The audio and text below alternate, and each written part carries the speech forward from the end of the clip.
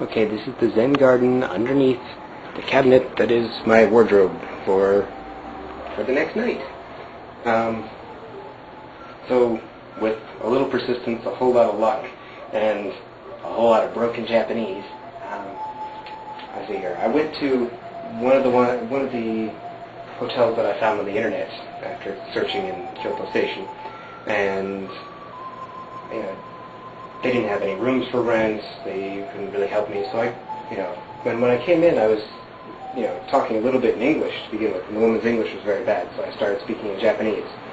And I started talking to her about my situation and what I was doing and where I was from, and she started helping me. So she started looking for hotels near Fushimi Inari and in the section south of Kyoto. And that wasn't working out too well, but we made a couple phone calls, and we tried for a couple things, and that didn't happen, but it was a start. And so finally, after we were talking for about 20 minutes and calling different companies, she was calling some for me, and I was calling some for myself, and afterwards she decided that my Japanese was good enough that I could stay at a Japanese hotel. So she called up her friend, who has a traditional Japanese hotel that doesn't cater to tourists at all, because the old grandmother who runs the place doesn't speak a word of English, and actually has a fairly strong accent. It's really cool. But she called up her friend and said, I have a person here who needs a place. Can you give him a room?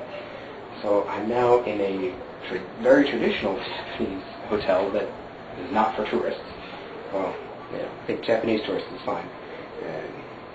But I was talking to the woman at the other hotel on the south side of Kyoto Station, and she talked and made arrangements, found out that it was she figured giving me directions was difficult, so she called up one of her other friends too. Got me a glass of ice water, hung out and chatted with me for about 30 minutes. Then her friend came and picked me up.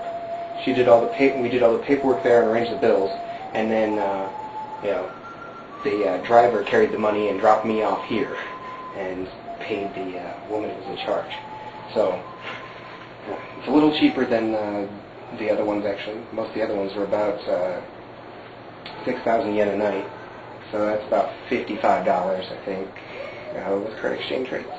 And this one was 5,000 yen, so about $9 cheaper, and it's a cool little hotel in the middle of Kyoto, and it's actually really central, great location. I think I can walk for 2 blocks to get to it's about 2 blocks to get back to the train station and to get to other places nearby. So, yeah, I'm ecstatic about this place. Right here, we'll check out the street where I am. If you can see this here, just a little neighborhood. Yeah. Okay, enough of that. I'm off for more adventure. So here's this hotel from the outside. Still don't know exactly where I am, but I think I'll be able to find my way back. It's a pretty recognizable building, especially with you can recognize the construction site next to it. Maybe I'll take a picture of the sign so I know which one it is. Yeah.